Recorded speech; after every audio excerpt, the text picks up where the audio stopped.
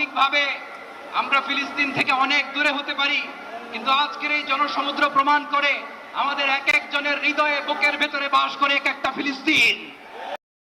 আসসালামু আলাইকুম বন্ধুরা, কেমন আছেন সবাই? তো দীর্ঘ 15টি মাস আমাদের ফিলিস্তিনের মুসলিম ভাইদের উপরে ইসরায়েলি বর্বর বাহিনী যেভাবে নির্যাতন করছেন, তো এই বিষয়গুলো আমাদের বর্তমানে সোশ্যাল মিডিয়াতে কিন্তু আমরা আমাদের চোখের সামনে সহজে চলে আসছে এবং আমরা দেখছি যে ফিলিস্তিনের গাজা সহ ফিলিস্তিনের সমগ্র এলাকা জুড়ে মুসলিম ভাইদের উপরে কীভাবে ইসরায়েলি বাহিনী বর্বর নির্যাতন চালিয়েছে।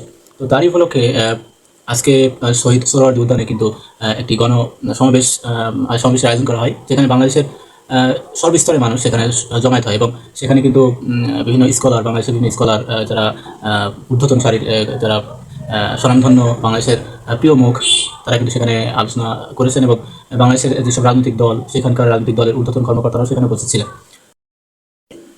তো যেটাকে মার্চ ফর গাজা নামে অভিহিত করা হয়েছে এবং সেখানে কিন্তু বাংলাদেশের স্বনামধন্য একজন স্কলার ডক্টর মিজানুর রহমান আজহারী সহ বাংলাদেশের স্বনামধন্য বড় বড় ঊর্ধ্বতন যেসব আলেম ওলামা আছেন তারা কিন্তু উপস্থিত ছিলেন এবং লক্ষ লক্ষ জনতার ভিড় লক্ষ্য করা গেছে সেখানে।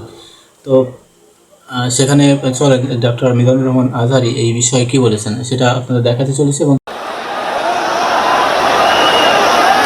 আমাকে আজকের এই জনসমুদ্রকে শান্ত করার জন্য বলা হয়েছে। আমি জানি না আপনারা কি শান্ত হবেন না অশান্ত হয়ে যাবেন। প্রিয় সুধী, মার্চ করতে যে লাথি গুতা খেলা উষ্টা সব আমরা খেয়েছি, তারপরেও আজকের এই সোহরাওয়ার্দী উদ্যানের এই গণজামায়াতে, এই জনতার মহাসমুদ্রে উপস্থিত হয়ে আমরা বুঝতে পেরেছি আজকের এই মহাসমুদ্র, জনসমুদ্র ফিলিস্তিনের প্রতি, আল আকসার প্রতি বাংলাদেশের জনগণের ভালোবাসার বহিঃপ্রকাশ।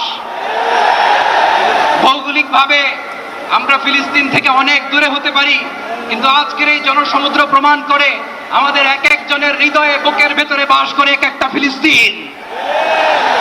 আমাদের হৃদয়ে বাস করছে এক একটা গাজা, আমাদের হৃদয়ে বাস করে এক একটা আল কুদস। চিৎকার করে বলুন ঠিক কিনা?